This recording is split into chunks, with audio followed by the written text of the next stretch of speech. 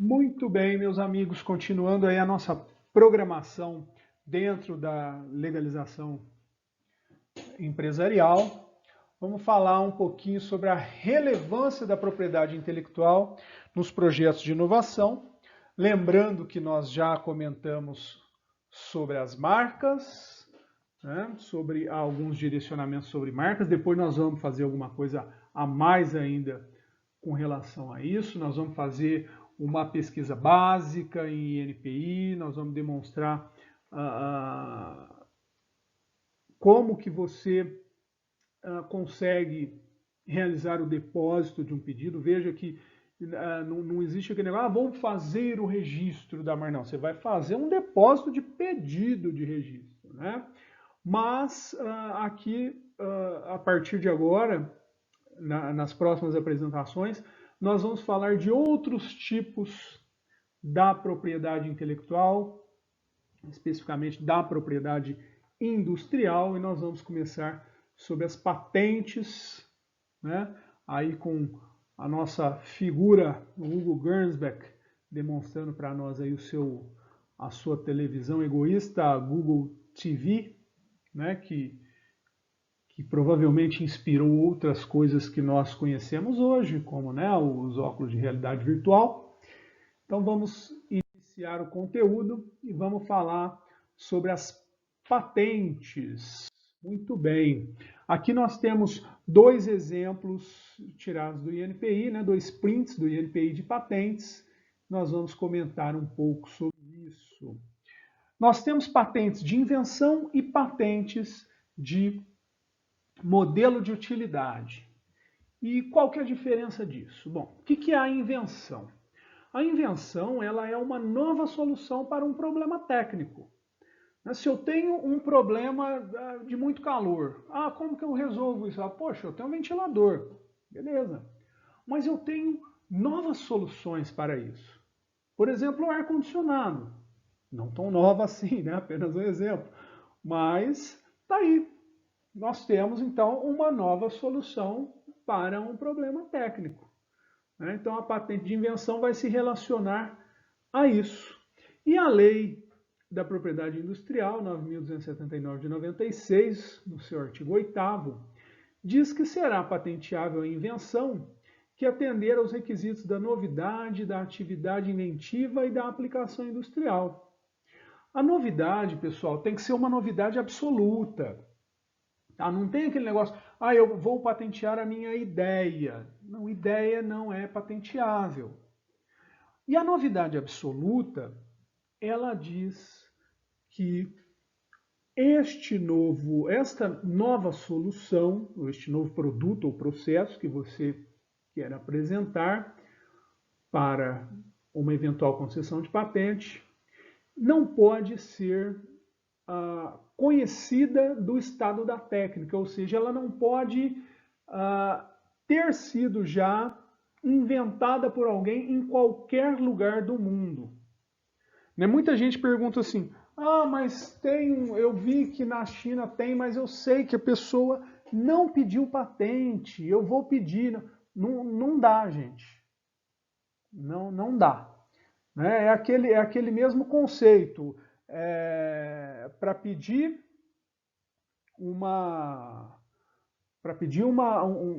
na justiça, para que você possa receber uma pensão alimentícia, quem vai poder pedir é o filho.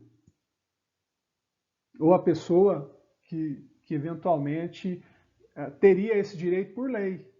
Então, quem teria esse direito por lei é a pessoa primária ali que fez a invenção e tal. Se ela não quis pedir, você não pode pedir no lugar dela. Né? Por mais que esteja dentro de prazo, etc. Não. Então a novidade é absoluta. Não é só aqui no Brasil, é em qualquer lugar. Né? Então, independente da pessoa, de repente a pessoa, o cara na China ele pediu a patente só na China, posso pedir aqui? Não. O cara da China abriu mão, não quis pedir patente, posso pedir aqui? Também não. Tá? Porque isso vai ser examinado pelo pessoal do INPI. Uma novidade tem que ser absoluta. Eu preciso de ter uma atividade inventiva. O que quer dizer essa atividade inventiva? Né? É um processo de invenção. É um processo que não pode decorrer do óbvio para um técnico no assunto. Né? Então, para alguém da área gastronômica, ele sabe que se você misturar determinados ingredientes, você vai obter, sei lá, uma massa homogênea de tal forma. Então, se todos os técnicos, ou a maioria, né, a média dos técnicos naquele assunto sabem que se você mistura isso com aquilo, junta isso com aquilo outro, dá um determinado resultado, eu não tenho uma atividade inventiva. Então é muito importante esse requisito, porque muita gente cai aí, acha que, puxa, né, olha que eu inventei que não é, mas vamos tomar um certo cuidado. E ao final eu preciso da aplicação industrial. O que é a aplicação industrial? O produto ou o processo ele deve ser suscetível de uso na indústria, né? De ser fabricado ou de efetivamente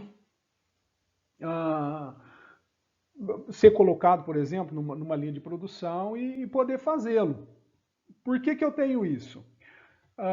Vamos imaginar uma pintura, um quadro feito por um artista. Pô, se o artista ele tem dia de maior inspiração, outro menor e etc. Então isso não é suscetível de uma aplicação industrial. Por mais que você fale, eu quero que você faz esse quadro aqui certinho. Ele não vai usar a mesma pincelada, a mesma força. Né? Então tem um quê mais autoral, né? Do que uma aplicação industrial. Esse requisito ele não é tão complicado, né? Ele é mais fácil de ser viabilizado do que, claro, a atividade inventiva, né? E a novidade absoluta é você saber que em nenhum outro lugar do mundo alguém já teve aquela ideia com absoluta semelhança. A patente de invenção ela tem uma proteção por 20 anos a partir da data do depósito. O que significa essa proteção, né, gente? É o seguinte, você vai ter a prerrogativa, se você obter essa concessão dessa patente, você vai ter a prerrogativa de excluir terceiros de fabricar, distribuir, vender, doar o objeto da patente. Então veja que 20 anos é um prazo bem interessante, bem razoável, né? Dependendo do produto aí, para que você possa eventualmente fazer muito dinheiro. Bom, e depois desse prazo, eu posso renovar? Não, você não pode renovar aquela mesma patente, não tem isso. Tá? Depois desse prazo, essa patente vai estar expirada e qualquer um poderá reproduzir e aí vender, doar e fazer o que quiser. Então veja que a patente ela tem uma característica muito importante econômica. Olha só que interessante. Né? Eu posso verificar uma patente que já expirou, pegar o documento, porque um requisito a mais aí, estrutural, né, que não está aqui, mas que é relacionado a você conseguir a concessão de uma patente, é você ter suficiência descritiva. E o que é suficiência descritiva? Você tem que descrever o teu produto, o teu processo, de modo a que um técnico no assunto, né, esse técnico médio no assunto, consiga reproduzir. Então você não pode esconder. Né? É uma troca que você vai fazer com o governo. Olha, você vai descrever exatamente como você fez, isso vai ser publicado, qualquer pessoa no mundo vai poder acessar depois do prazo de sigilo, né? Que são 18 meses a partir do depósito, depois todo mundo vai poder acessar, né? E, claro, se a patente for concedida, as outras pessoas, você vai poder barrar essas outras pessoas de te copiar. Mas o cara pode ler aquilo, ele pode levar para o laboratório dele, fazer teste e tal, né? Até a hora que isso expirar, ou você deixar de pagar, né, se for o caso, ou ela não ser concedida, aí todo mundo que teve acesso ali, que tem interesse em fabricar, vai poder fazê-lo. Então, percebam quão é importante esse sistema patentário, né, para a economia dos países.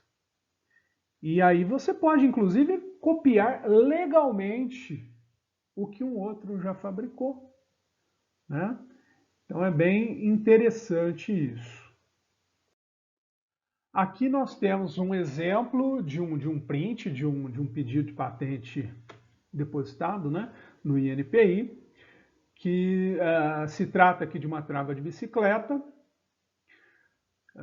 Foi feito por meio de um depositante, de um titular da Holanda, né, veio para o Brasil, pediu aqui também, no ano de 2004. Uma trava de bicicleta, pelo que eu compreendi aí, está localizada dentro do próprio quadro da bicicleta. Veja, só no desenho, aqui nós temos só um pedaço do resumo, né? Não é o documento de patente todo aqui. O documento de patente você vai pegar nesse print que eu mandei, na parte de baixo ali ele vai ter. Então imagina, olha o tanto de detalhe que tem nesse desenho. Imagina você, engenheiro, pesquisando isso e o tanto que isso pode te auxiliar a melhorar, a fomentar o teu próprio produto, né? Ou, se você tem algo parecido, né? Ou então você pegar essa ideia, pegar esta descrição, né? E naquilo que for possível, copiar. Esse, por exemplo, você pode legalmente, sem problema nenhum, copiar exatamente o que está lá no documento. Por quê? Porque foi pedido em 2004, pagou-se a anuidade do pedido até 2007. Tá? Você está vendo aí em petições aí, o serviço 220. E depois não se pagou mais. Ou seja, nós estamos em 2020. Tá? Tá aí, tá à disposição para quem gostaria de analisar um documento desse e efetivamente até fabricá-lo. Né? Então veja como é interessante isso, como é estratégico isso que a gente está falando nesse momento. Então começa a imaginar aí, por mais simples que seja o seu produto, né? O INPI ele traz um exemplo num guia dele de busca, tão simples que é um banco que vira mesa, ou uma mesa que vira banco.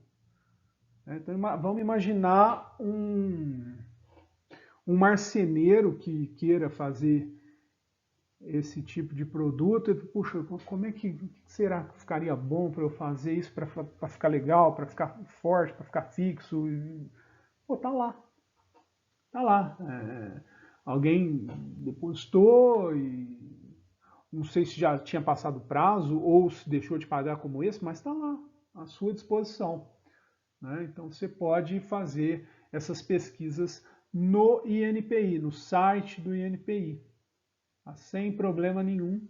Você pode se cadastrar lá e procurar o que tem no Brasil. Tá? Claro que existem outras ferramentas muito mais fortes do que simplesmente você entrar no próprio site do Instituto, né? São ferramentas pagas, mas você pode entrar no INPI, é gratuita essa pesquisa, você pode entrar no SpaceNet, que é o europeu, você pode entrar no Patent Scope, que é da Organização Mundial da Propriedade Intelectual.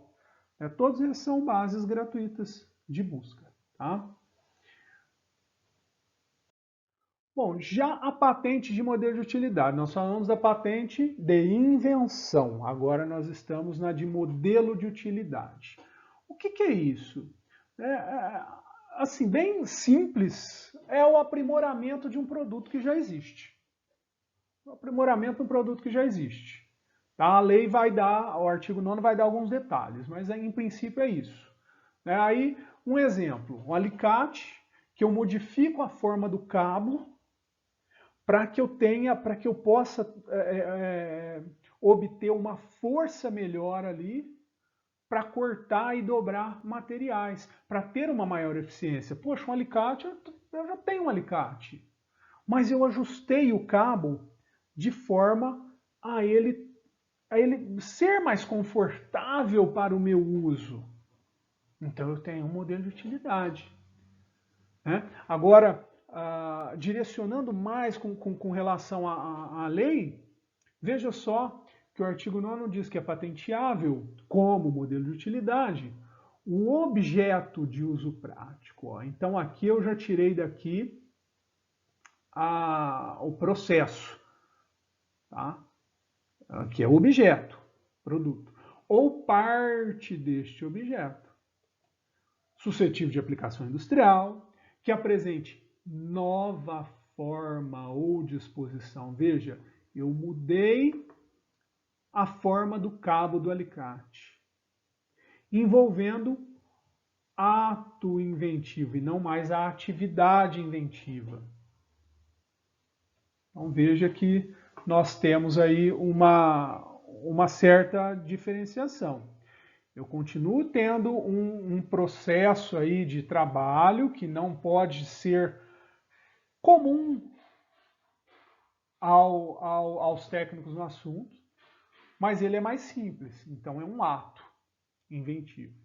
Que resulte em quê? Numa melhoria funcional no uso ou na fabricação.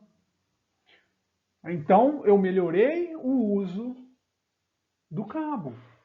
Eu tenho lá uma furadeira.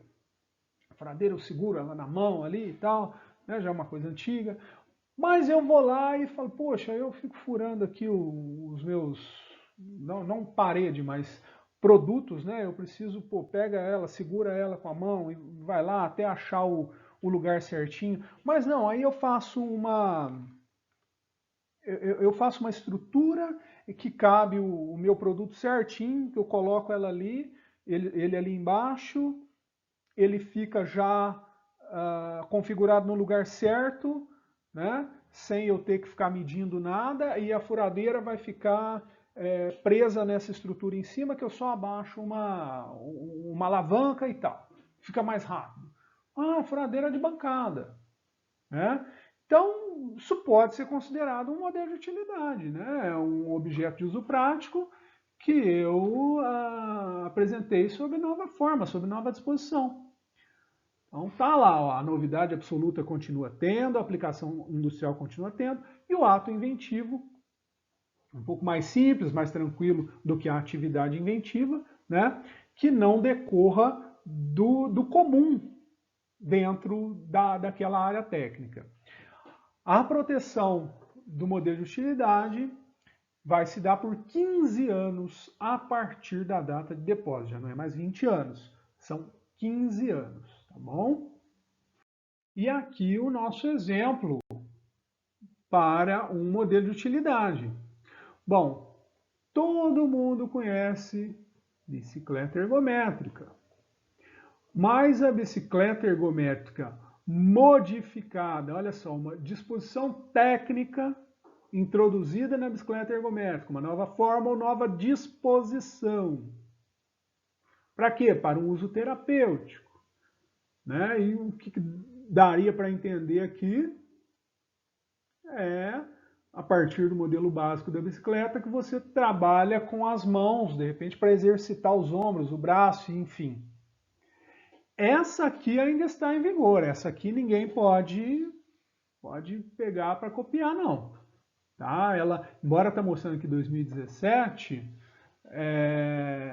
ela é porque eu uso esse exemplo desde essa data, mas se você entrar lá, você vai ver que a titular continua pagando e, enfim, Então, essa aqui você pode até olhar, você pega, vê, pô, que legal, não sei o quê. Ela provavelmente já está para expirar daqui a pouco tempo, mas, enfim, você pode olhar lá, você pode analisar, você não vai poder vender, distribuir, né, fabricar, todas as ações que o titular poderia, né, a não ser com a licença deste titular. Então, aqui já é um exemplo que eu mostro para vocês que, olha, aqui você pode até pegar o documento, mas você não pode mexer, pelo menos por enquanto, se você, né, tiver interesse. Tá? E aqui a gente vê a carta patente desse próprio modelo de utilidade aí, ó. Tá? Ele foi concedido, tá tudo bonitinho aí. E aqui nós vamos para uma curiosidade muito interessante a respeito de modelo de utilidade. Essa aqui é a dona Terezinha Beatriz Alves de Andrade Zorovich. Ó, que nome, hein? A Terezinha, ela é a inventora do lavador de arroz, pessoal. Olha que interessante. Ela estava com um problema em casa, com um problema na cozinha de entupir pia e tal, né? Não, acho que na época que ele inventou não tinha negócio de ralinho japonês, isso, aquilo. Então vivia entupindo lá a pia dela, lavava arroz, ou feijão, enfim, alguma coisa assim. E, e aí ela simplesmente pegou o que? Uma peneira, pegou uma bacia e juntou, né? Virou o lavador de arroz. Isso ela forneceu para a empresa Troll, né? Na época, já faz um bom tempo, foi em 1959 ela inventou isso. E foi para a empresa Troll, obviamente a Troll licenciou isso e pagou, né, uma boa grana aí para a dona Terezinha por uns bons anos. Olha que interessante, né? Olha que isso para mim é uma inspiração, né? De que os produtos simples, né? São coisas que auxiliam no dia a dia, mas que têm absoluta relevância, não é verdade?